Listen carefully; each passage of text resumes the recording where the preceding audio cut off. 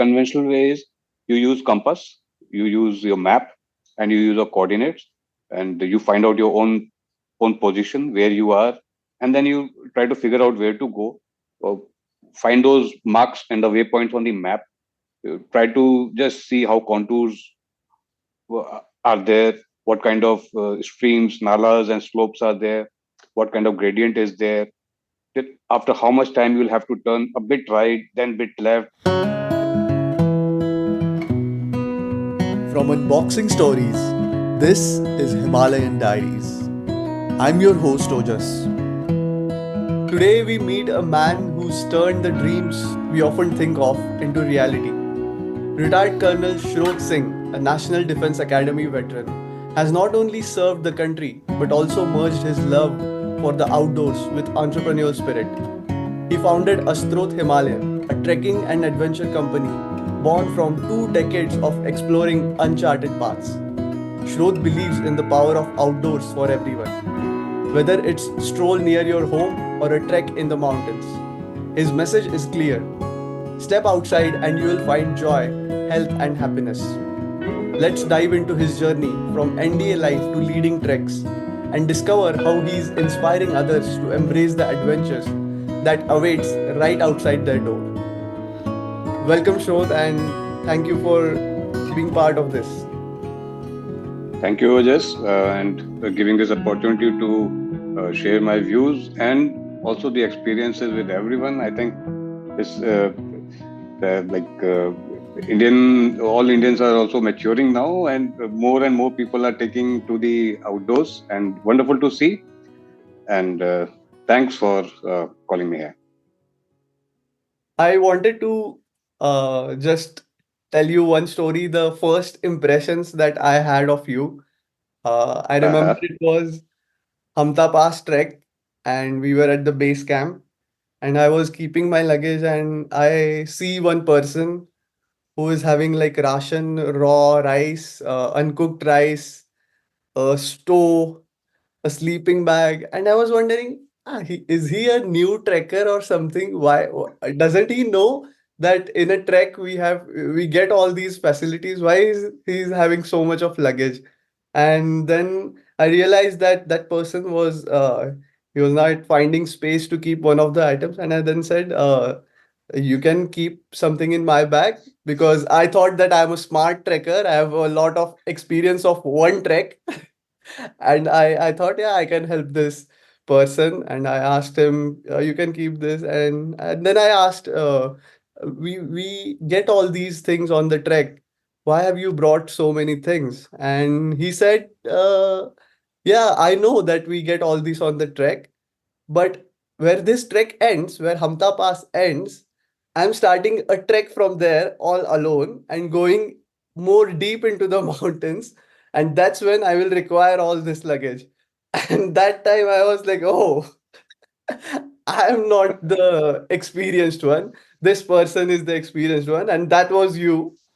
And that time I realized, oh, this person has got some great experience, that he must be going Yeah, deep into the I mountain. clearly, uh, I clearly recall. It was last to last season, and actually that was Hamta Pass. I marked it as my warming up track, so that I get warmed up, because after that I was getting into that uncharted territories of high Himalayan wilderness, Pin Valley exploration. Actually, we were trying to figure out new trekking routes. So that is what we really want to do. That create more and more new routes for everyone, and so that people can explore more. So I remember, and it was so fantastic warming up together during those Hamta Pass days. And I remember, even to add to this, where I was thinking that I am really great.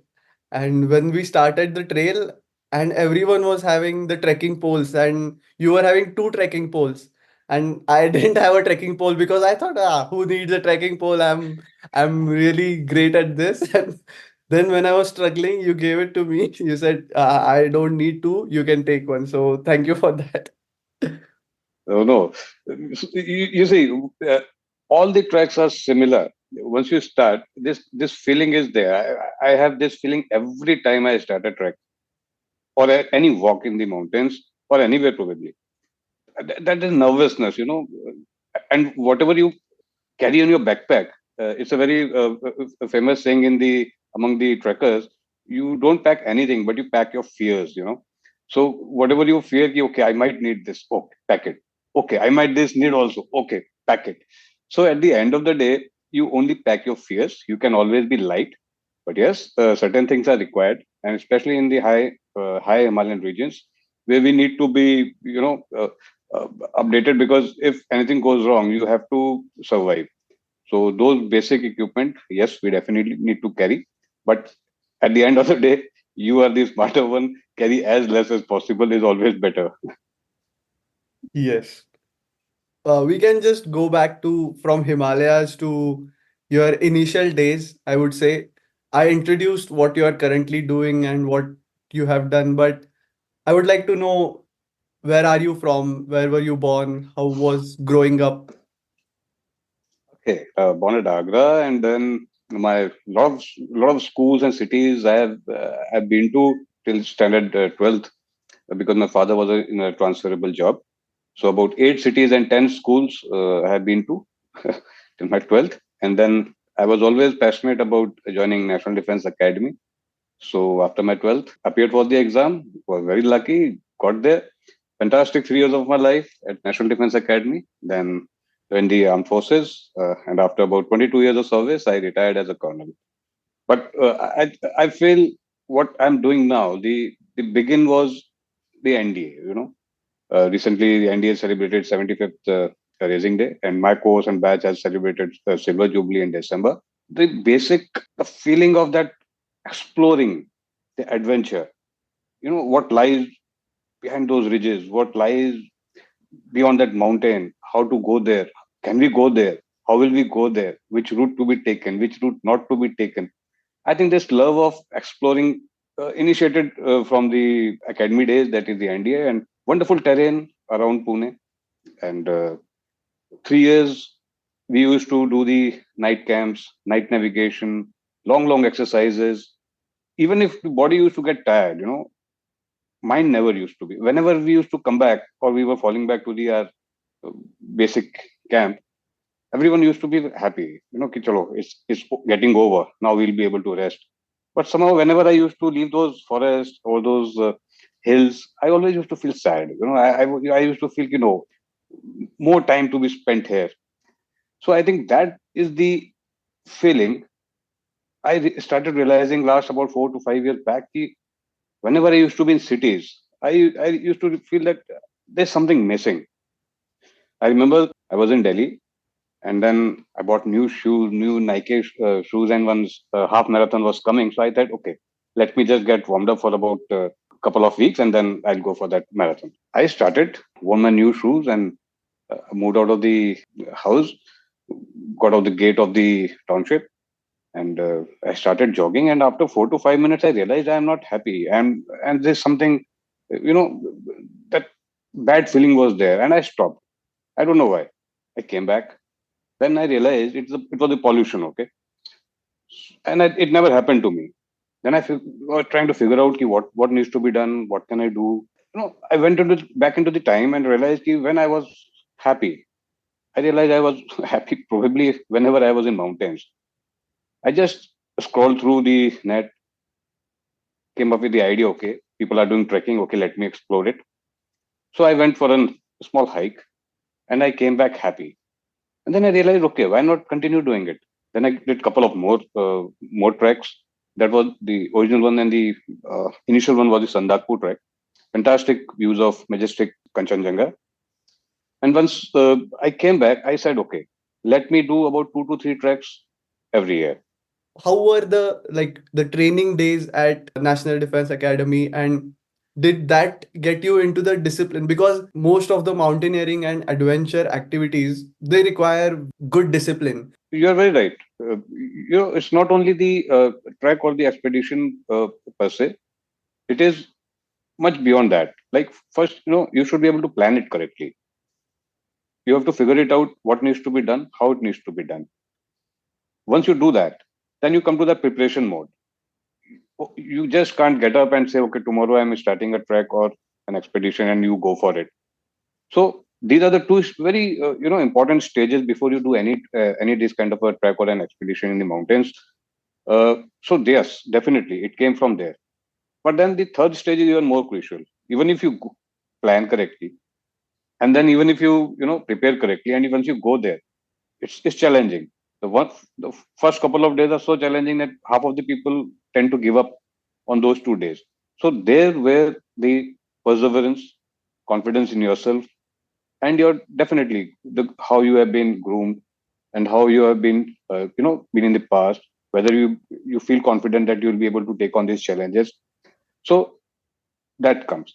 And again, you're very right that earlier initial of my tracks, I found it definitely very easy because of the background. So this is how I came up with the idea, why not try to create newer routes, you know explore new routes, because everyone is walking on the same trails, those, and those trails are getting congested. So with this idea we started, okay, let's have more new trails. And then I tried to figure it out, where are these trails, where are these kind of regions where people are not walking, because Himalayas are big enough, upper Himalayas, lower Himalayas, you high regions, lower regions. Then I've identified those pockets, tried to figure it out where all these new tracks can come, and then made a plan for them and started doing it. So this is how it all began.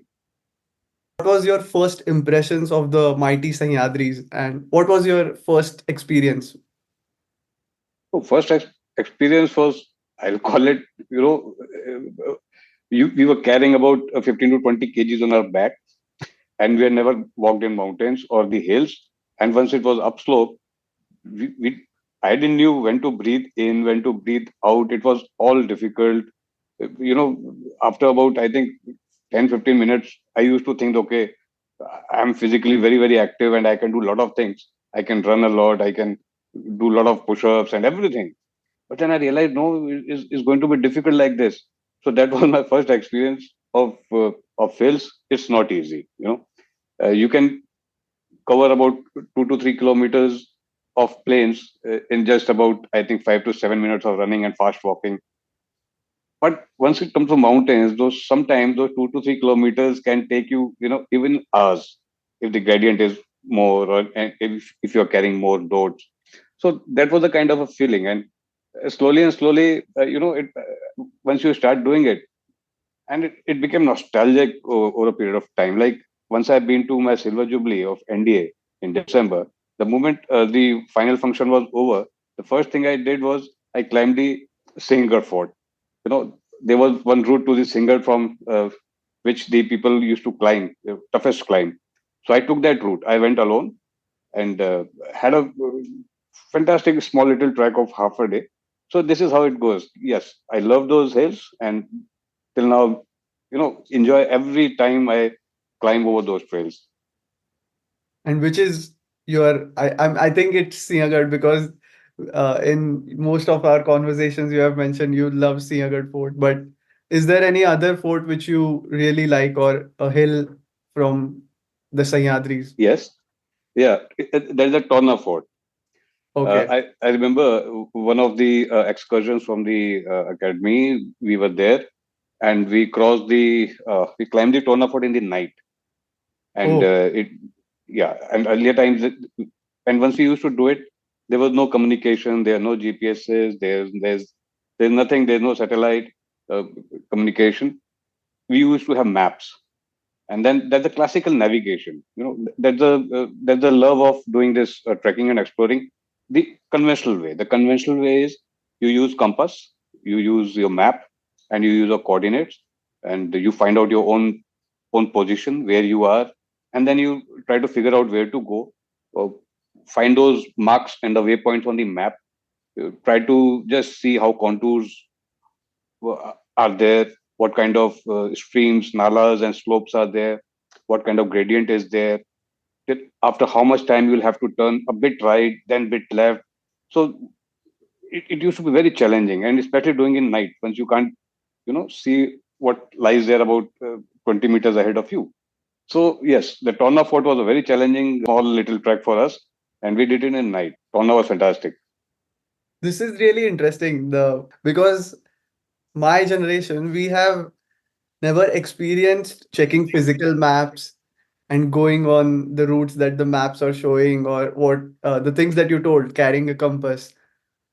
That is really interesting for me. Couple of my treks, I'm doing that. I made the kind of maps over there, and then once the trekkers come, I give those maps to them, and then tell them, okay, that was the conventional way of doing the navigation and trekking. Now you guys also try and do it. So it's quite fun for them. Hmm. It must have made you more confident trekker if you go on a trail somewhere and you don't have internet connection, you don't have anything, but someone else who doesn't have this experience with the maps and navigation won't be as confident as the person who knows all these things. Yeah, precisely. And taking all these experiences from the Sahyadris and from your training days, what was the first Himalayan trek that you did? There are two very famous treks in high altitude Himalayas. That is the Pin Parvati and Pin Baba. Okay. Now they have, and towards the Pin Valley side or towards the Spiti side, both the trek routes have got a base camp because these passes are about 14,000 plus. So they have a base camp. So I just tried to connect both the base camps. So if you connect the both base camps, then in one longer route, one can do both the treks. You don't have to come to a village called Mud from where this both the treks start from the spirit side. I explored and used all my skills previously had, and we did that.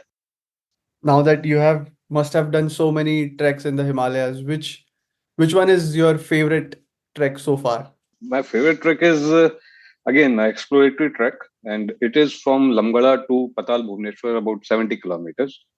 And this I did last year in month of March. I started this in the previous episode as well, and I'm thinking that I'll continue this in all the coming episodes.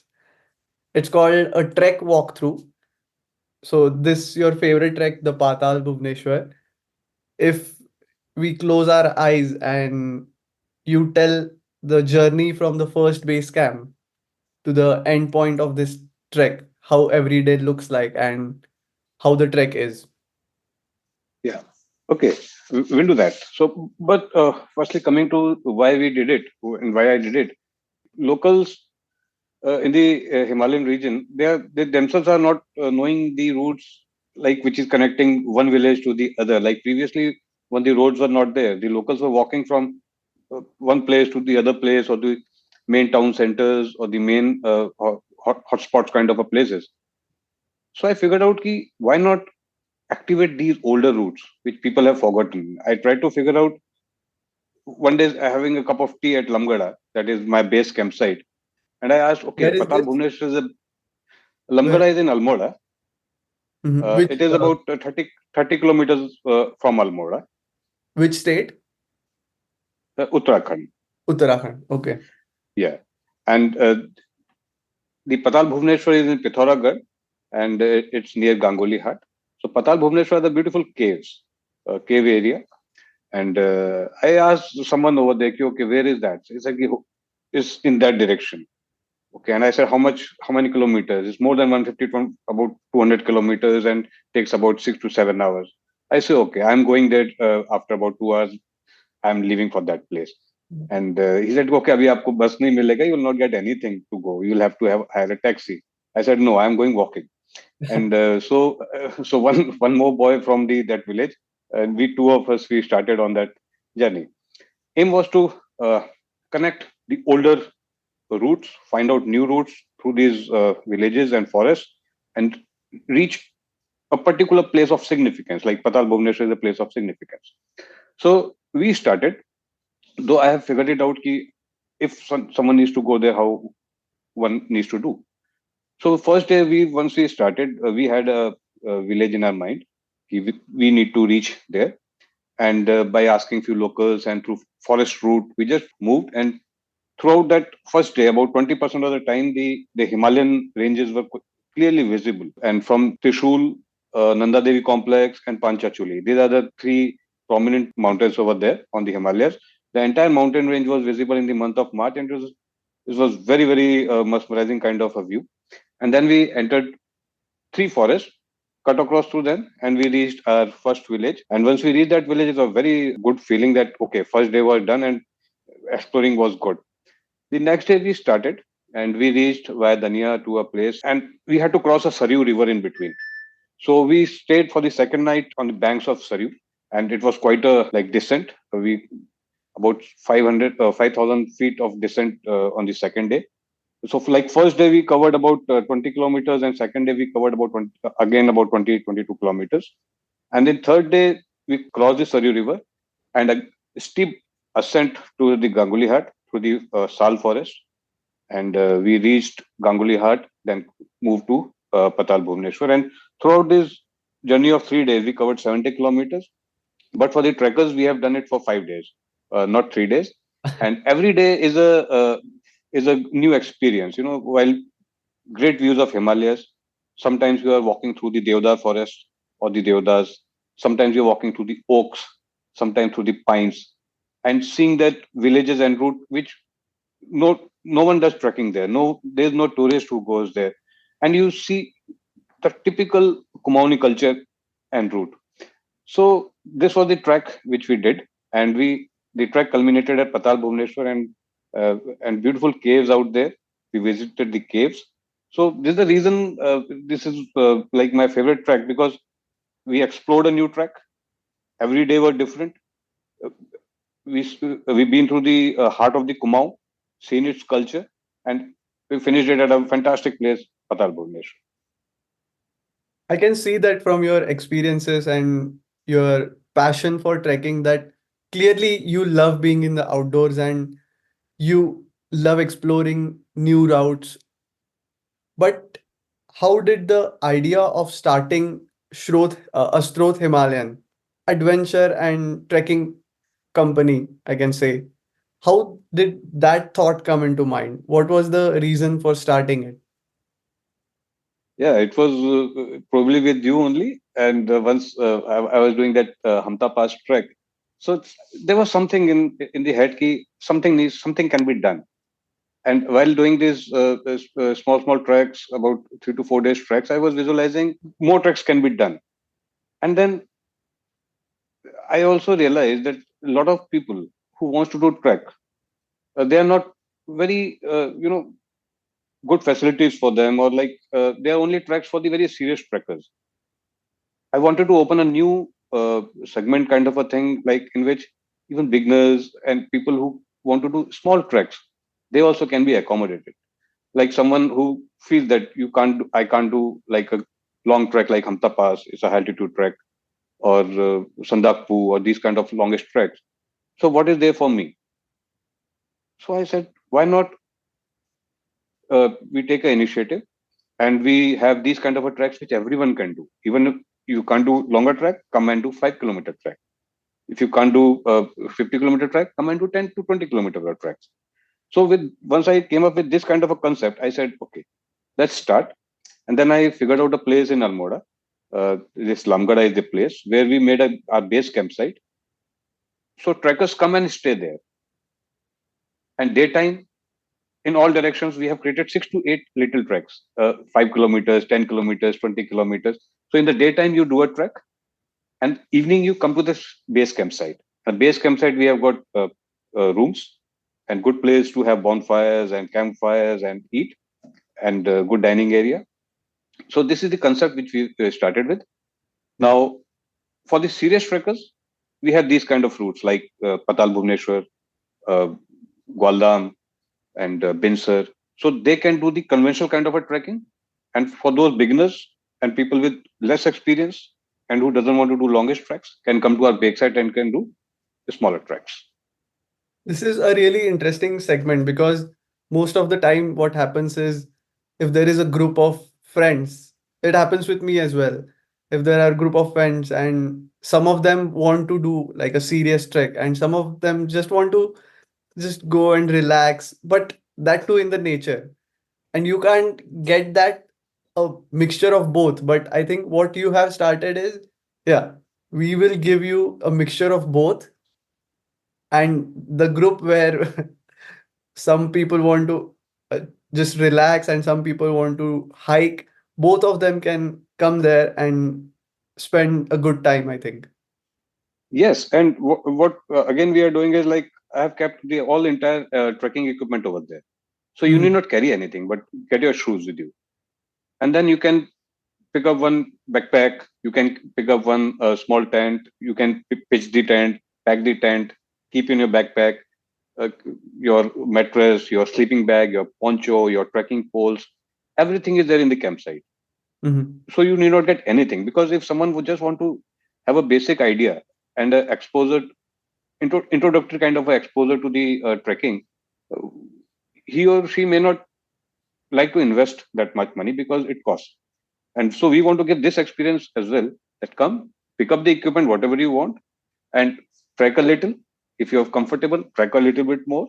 All those who want to relax in the campsite, you relax. And so this is the kind of arrangement. And Lamgada is a beautiful place. The entire Himalayan ranges are visible. They're beautiful, waterfalls. No one goes there. It's away from the beaten track. Like so, it's good for everyone over there. You are in the nature. Your campsite is tucked away in the woods, away from the main road. So there's your privacy is there. There's no, like city like kind of environment. So it's good for the people who just want to have a beginners kind of experience in trekking. And when did you start this? We started our company last year in month of March, and we made this campsite operational in October last year. Mhm. And what were some of the challenges that you faced?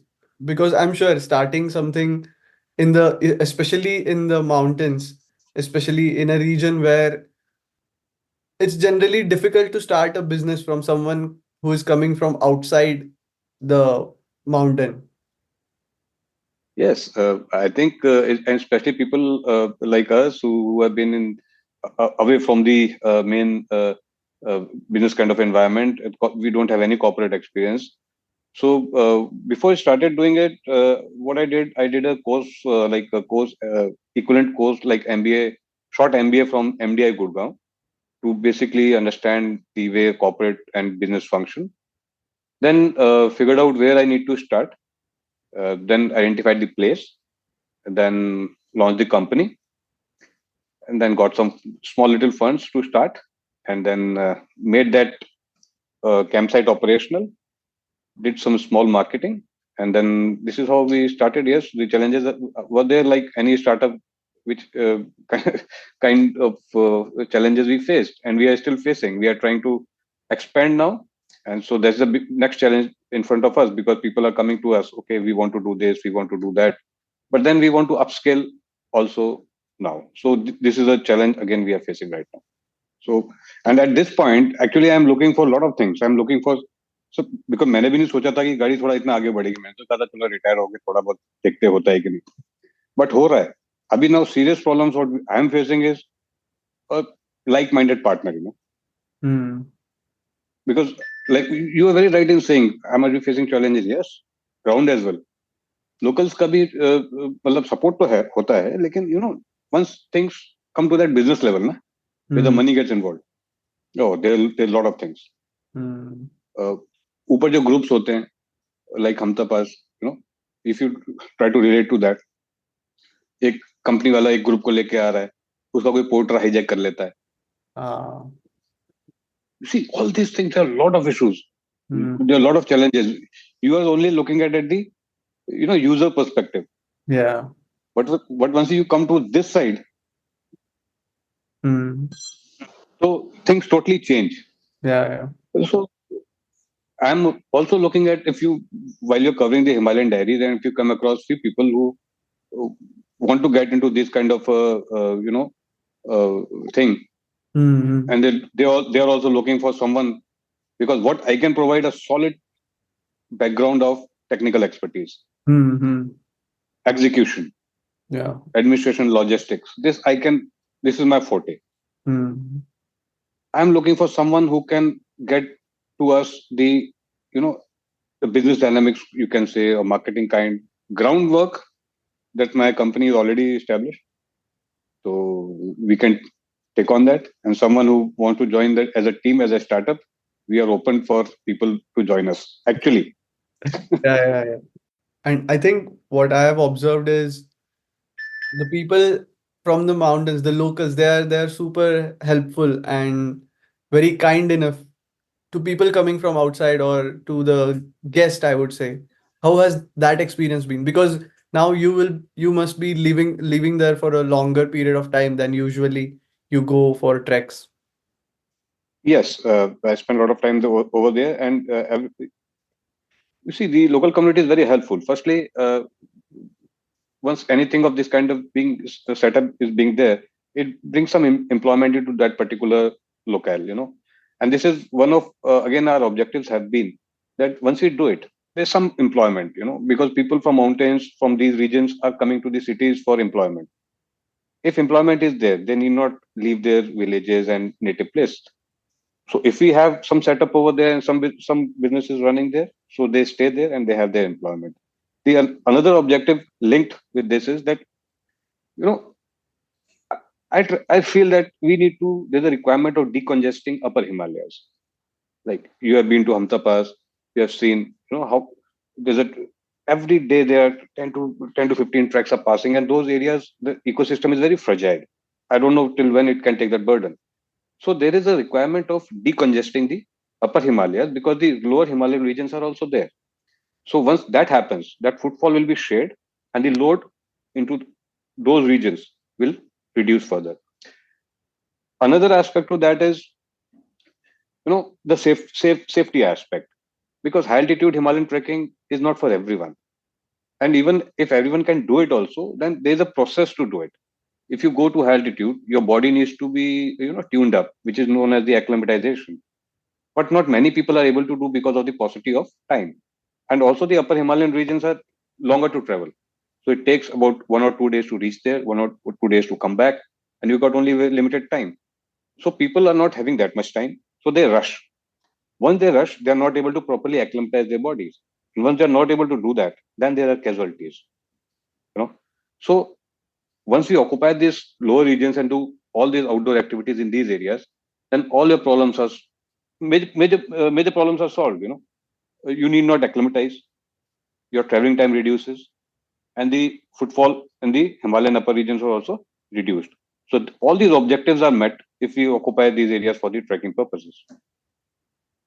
Most of the treks, what I hear from you, you have been doing going solo and exploring the trails on your own. But after starting your company, it must be different that you are a leader where the trekkers look up to you, and it's kind of a responsibility that you hold for the people who are coming with you, who are following with you. How has that shift, how do you have, what is your experience with the shift in that that aspect? Yes, it's very responsible kind of a job, I'll say. Like last 2 3 groups which came to us were like university students, a group from the universities of Greater Noida. So we have a very simple kind of an arrangement. The first day once they come, we introduce them to the equipment. You know, this is the kind of a trekking equipment and why this equipment is there. So they understand the seriousity because we have to make them understand. Hey, it's a serious thing. Don't take it lightly and be responsible to what you're doing because you might end up hurting yourself or falling ill or sick. So once we do that, then we give them that equipment. Okay, you now take this equipment and try to familiarize with it. And then we take them onto the track and then again correlate. So while doing so, our objective is like to create that curiosity in them. He Let's figure it out, new routes, let's walk. And then we see, okay, how many people are enjoying it? Generally, everyone enjoys it. And then we try to motivate them how to take this to the next level. Go for the longer treks if you like. What are the advantages? Why one needs to trek? So these are the kind of communication which we establish with them. And if youths and the people who are coming to do trek, they understand it, they'll try to come more for the newer treks. They'll tell others, their friends, their relatives. So people will understand how this trekking thing is helpful for them, why one should do it. So this is the kind of awareness we try to spread among the people. You constantly talk about that trekking should be for everyone, even if you're going out for a walk or going for a small hike. Can you talk more about that philosophy? Yeah, this is our vision. Our company's vision is my personal vision. I feel that everyone should move out of their houses for some activity. It can be anywhere. You can be in Pune, move out to Sayadri, move out anywhere. If someone is there in the village, go just travel to the or walk to the next village. It need not be coming to the mountains only. You go to a desert area, go anywhere. But why outdoors? Once you move out, there are a lot of things happens because you won't move out just blindly. You will plan for it. So and once you plan for it, you consider a lot of factors. You spend time, you work out things, you learn a lot of new things. What needs to be done, what not need to be done. And having done that, you come to the execution part, you do the preparation. Okay, I have to walk 50 to 50 kilometers, then I should prepare. So 10 to 15, 20 days before you start uh, preparing. And once you do that, what are you doing? You are indirectly looking after your health. You know, then once you move on that particular track or a hike or whatever, you travel. And once you travel again, you meet new people, you meet new friends, you make new friends, right? We have become friends like that on Hunter Pass. So you you explore the new places.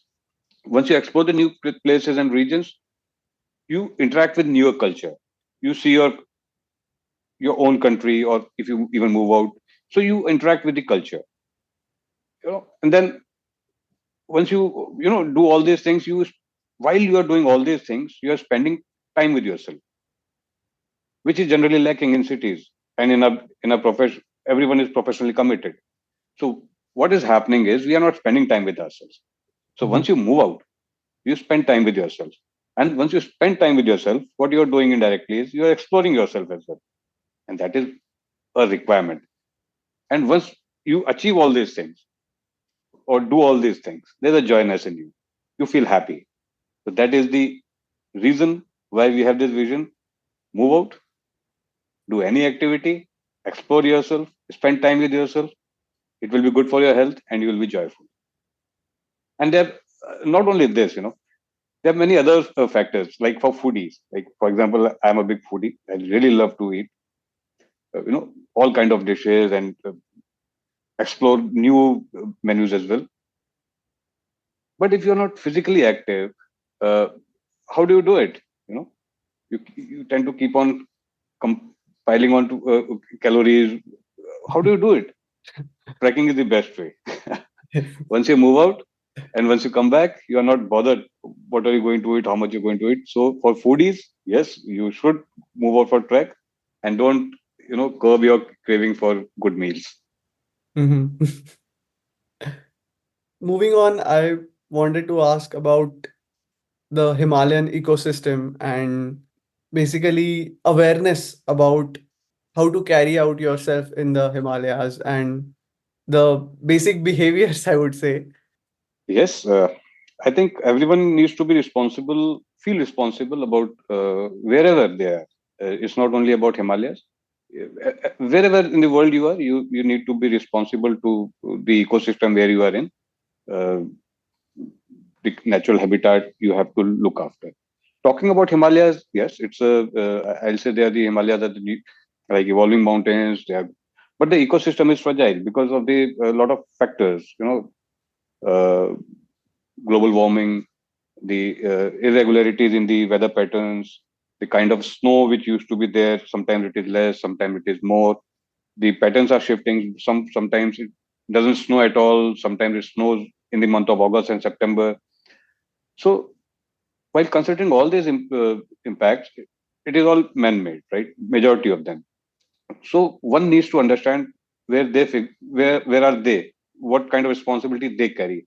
People needs to be they can only do two three things very simply, and then they are responsible about it. Don't create the litter. That is the first part. Once people are going to mountains, whatever you carry, please try and bring it back. If you don't bring it back, it remains there. Mhm. Second, all the natural habitat, don't try to disturb them, cutting branches, spoiling the streams, or disturbing the whatever kind of habit scenario is there. Don't try to disturb that. Go there, enjoy, and uh, even if you end up disturbing anything, restore it and fall back. Next is spreading this awareness. Even if you are doing it, but you find people who are not doing it, one must always be there standing up and telling people, guys, please don't do it. Don't create a litter. Don't disturb that. So I think if this is more than enough, someone can do to just preserving this ecosystem which is there. Like there, like birds are there, like animals are there. Don't play loud music. Don't have music on the trails once you walk. So these small things are there for to ensure that the ecosystem doesn't get affected. Mhm. And what is the next thing you are planning to do? What I mean. Okay.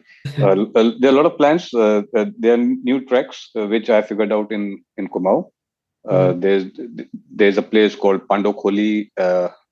I need to connect that to Gwaldam, and from Almora, I'm figuring out how to connect a trekking route from Almora to Munsiari. So they are my two new local kind of tracks which I'm just figuring it out. Ki when I have time, I will go and do those. For this coming summers, I have got a couple of things just sharing with you. Mhm. I'm having a plan. I'm trying to create a new itinerary for not for the this place for the Europe. For the through hikes. Europe is one only one part of it. Through hike, Mhm. basically, there's a concept of through hiking. Mhm. Through hiking means abhi to what we are doing 100, 150, 50, 70 kilometers. Through hikes are generally 200, 300, 400, 1,500 kilometers. Those are the through hikes. And Mhm. in Europe and America and in Australia, people have concepts. That Appalachian trails are there, trail is there, PCT, Pacific Crest Trail. If you go to Europe, there's so many of them. They have a culture of that actually. Mhm. People take their kids right from the young days over Mhm. there. Backpacking, I Over think we here, call it backpacking. yes. Because it makes you tough. You know, you it, because see what happens is once you move out, you see this movie Wild. You know, it's a recommended movie for all the people. Everyone has problems in life, but how you go through it, how you adapt to it. So while you do these kind of a longish kind of a treks, you learn how to adapt.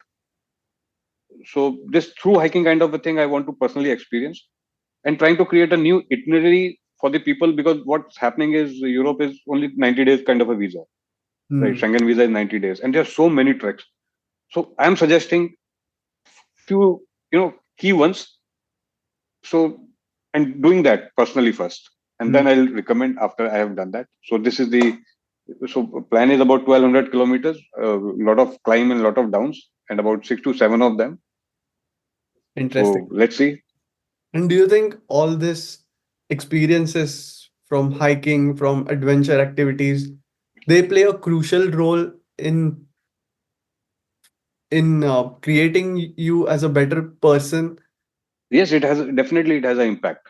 You see, firstly, after every successful small exploration or even a trek, even if it is a beaten track, even if you know, okay, I have to reach uh, that particular place, which is about 70 kilometers from here, even if you walk that route, it is a satisfying experience. Mhm. And if you just see, like all our older routes, which are there, like Kedarnath, Amarnath, Kailash, even the St. James path in Spain, which is very famous, one of the most famous trekking routes of Europe, the Camino de Santiago, they call it. So all these Hemkund Sahib, all these were what? No, they are all treks. If you see, they are nothing. They are the walks in the mountains. So once you do that, you feel satisfied. There is some feeling of an achievement, and while doing so, you have met people, you have explored yourself, and once you do all these things, obviously it will have an impact on you because you have figured it out. You tried to probably figure it out what you are doing is fine, what you are not doing is, which are the things which you're not doing are correct, how to make things better, how to make yourself better, what kind of a better experiences you should have. So once you do these you know routes, once you walk, they all come to your head. That is a great learning, Shrot. And thank you so much for being part of this. You have definitely given something to think about. And if you want to add anything, and I will definitely provide the link of Astroth Himalayan in the episode description so that everyone can go and explore and learn more things from you.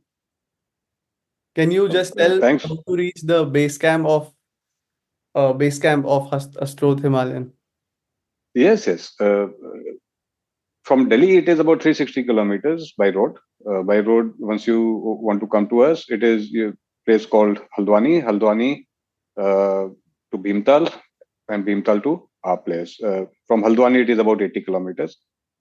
Nearest railhead is Katgodam, which is about, again, 77 kilometers from our campsite. And a lot of trains are running from Delhi. Even Shatabdi Express is there. Good connectivity, and the nearest airport is about 90 kilometers, which is the Pantnagar airport.